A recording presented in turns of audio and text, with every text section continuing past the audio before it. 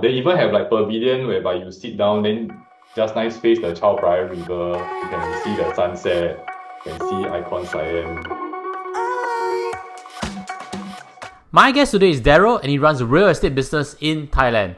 I've known Daryl for a few years already, and I've invited him to come on to today's show to share with us a bit more on Thailand property scene as well as retirement in Thailand. So Daryl, do share a bit with us about your story.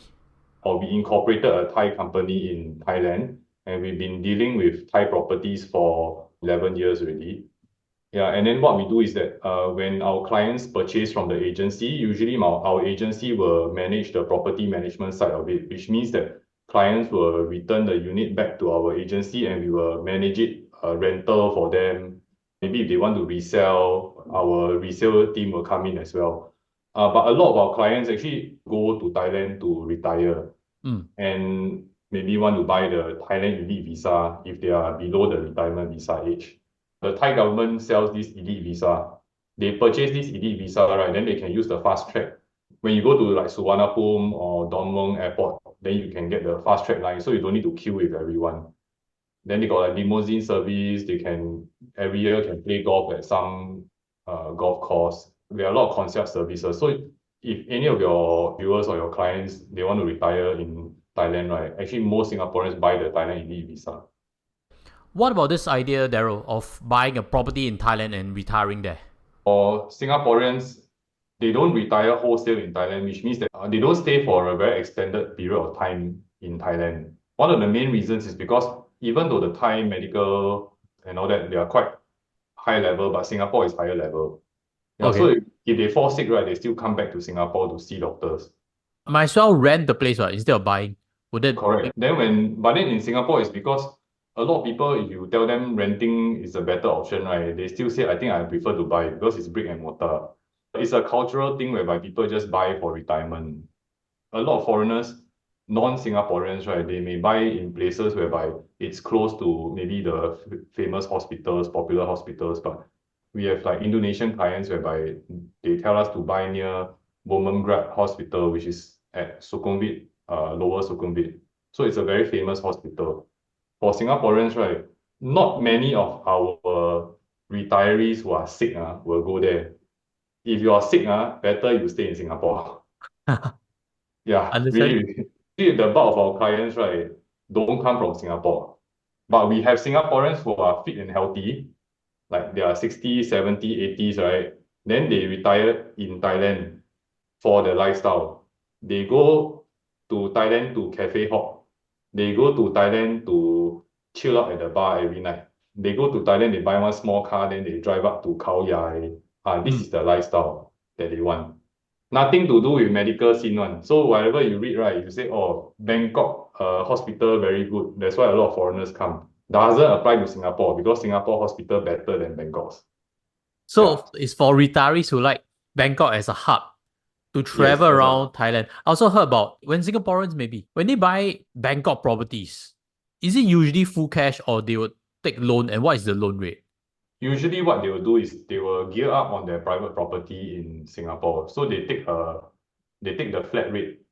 So like the flat rate for housing loan now, maybe UOB and OCBC, I think it's about 3% fixed. 3%.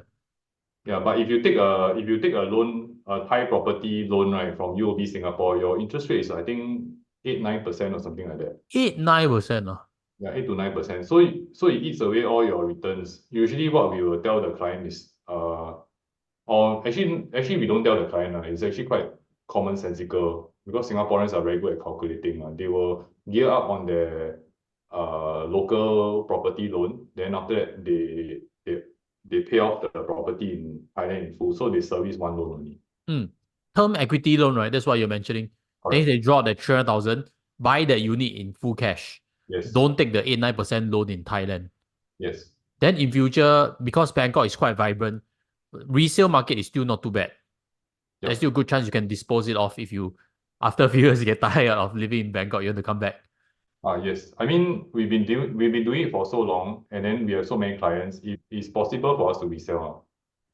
There's still a resale market, and it's not true. Cannot sell. The title is clean one. Same. The title is in your name. If there's a title deed, everything, we can transfer the title, no problem. Is it typically also 99 years No, It's lease mostly term shorter. freehold. Freehold. Yeah, So it's condos freehold. there is usually freehold. Correct. Oh, okay, okay. Then in terms of selling part, what kind of stamp duties? If you sell within the 5-year period, that means if you acquire it on day one, and on the day that you sell it, it's still within 5 years from the first day that you acquired it, then you have this specific business tax, which is 3.3%. Hold the property past 5 years, then it's just a stamp duty of 0.5%. Could we see this unit actually? Because we've been teasing audiences for a while already. This is the city view, and you see this roof is the Union Mall, which is one of the most popular malls among the locals because this area is surrounded by a lot of universities. So a lot of local university students will chill out here in the Union Mall. It's a little bit like Patunam with a lot of wholesale clothes. So you don't have to go to Patunam, you can also come here. Yes. Alternative to Platinum Mall. Yes. I like Platinum And more. then, so you can come here, no? Then got more young locals to hang out here also. There we have the Hyatt Lat Phrao station over here. And then on its left is Central Lat Phrao, which is one of the biggest, busiest centrals in Thailand. Beyond the Lotus will be New Job Fair, then the Marine, which is a big night market. It's a very popular night market. But the job fair that you go to for tourists is in Rama 9. There's a bigger job fair, right, which is at Lat Phrao. So you just take the BTS station all the way to Hyatt Lat Phrao. You see the signs. It goes to job fair Lat Phrao. Yeah. How about the Oh. rooms? Can see, no? Like, Can, take, can. take inside. Connect with concealed Fridge, Oh, fridge and the freezer below. So this is the kitchen. So this is where I walked in. So then I'm going into the room, sliding door into the room. Usually they put queen size bed in the room for condo. And then there's another, it's the balcony. And then in this particular one, there is a walk-in wardrobe that leads into the washroom. So if you walk in, it's the walk-in wardrobe, and then the washroom. So that's about it actually. so for this unit, you retail Square around meter. 7.5 million baht. 7 plus, yeah. Then 7 what plus would 8, yes. This one is high end, very high end. Very high. Yeah. What would monthly maintenance be for all the services that come with it? In terms of Singapore dollars, 60, 70 Singapore dollars. But this one is a bit more high end, it's about 100. One bedroom. This is about 50 square meters. 35. 35. Wow, so in terms of per square foot, it's quite high. What? Like 900 Sing dollar per square foot. Thai baht per square meter is about 200,000 Thai baht per square meter, plus a bit. Yep. So this unit is quite big already. There are units that are around 24 square meters only. 24 square meters only? Yes. Wow, that's like 300 square feet. That means the hotel room is a studio. Because in Thailand, right, there's no law to mandate the average size of the units in each development. But one thing I must commend the Thais for is that their facilities in their condominiums actually beat Singapore's condominiums hands down. They got a golf driving simulator. So we actually have clients who come to us and say, I want to rent or I want to buy a condo whereby there is a golf driving simulator. Yeah, then there are like jamming rooms. So there are quite a few condos, right, whereby you can actually go in, then you can bring all your electric guitar, or there's a drum set there, then you can jam with your friends. When these type of mega condos, right, then their facilities are quite ridiculous. There are game rooms, there are movie theaters where you can rent. They even have like pavilion whereby you sit down, then just nice face the Chao Phraya River. Then you can see the sunset, can see Icon Siam. Yeah, Yeah. how far is this from Icon Siam? Because I went there recently, so I'm a bit more familiar with that. Oh, this is Lat Phrao. Lat Phrao area is close to Chatuchak weekend market. If, for example, I own a HDB, I rent it out and I go to Bangkok. If I want to rent that, what would be expected? About 28,000 Thai baht. That's about 1,001 per month. 1,001 per month lah. Yeah. Okay, that's the luxury one already lah. Maybe other locations a lot cheaper.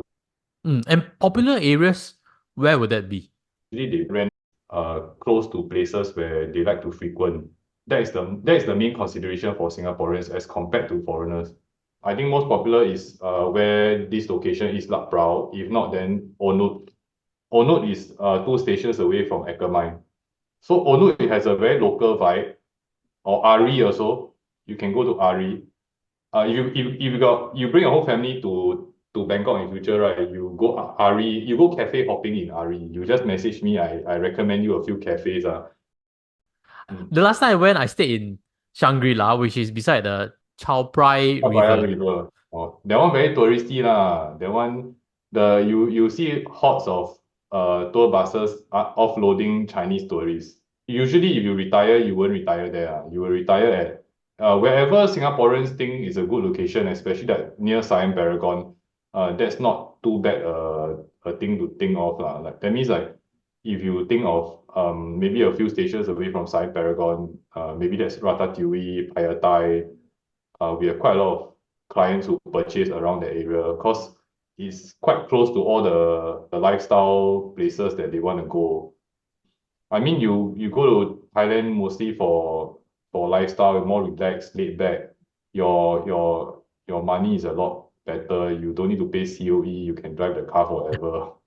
That's true. Daryl, I also wanted to ask you as a last point, any stories of a friend who has retired in Thailand? I've Singapore friends who migrated there. They are about 50 years old. They migrated there. They retired. They did quite well earlier in their life, but they like to cycle. They like to hike. They like to travel to like places like Khao Yai, Pattaya, these type. So they like the Bangkok lifestyle. When we were trapped here during COVID, right? They can travel around Thailand. I have to use my Discovery voucher to go to Universal Studios Singapore. Do you see a lot more youngster digital nomads nowadays, like in Bangkok? Yes, there is because there's a digital nomad pass now. Oh yeah, shared working space is quite a big thing in Thailand. So a lot of the condominiums, right, in the open areas, they don't the why the house is so small, right? They actually go every condo, every new condo nowadays has a shared working space. So you can actually go to that shared working space, open your laptop and do your work. In most cases, there's free Wi-Fi in the shared working space. So imagine you walk around your condo, right? Everywhere you can just open your laptop and work. So Oh, some people like that. Yeah, it's very prevalent in Thailand. And I think retirement wise, right, I would say that if you compare the number of people from other countries retiring there as compared to Singapore, numbers that come from other countries is a lot higher than people from Singapore. Singapore, a lot of Singaporeans use Bangkok as a holiday home. But then after a while, they will say, oh, I want to go back to Singapore because I'm falling sick. So I still think medical system wise, Singapore still a lot better. But if you want a lifestyle whereby you can go and hang out for a while or that. So that's why I think people don't retire and die in Thailand. Yeah. People do retire for a while, then when there's a retire for a problem, few years lah. That's what I hear.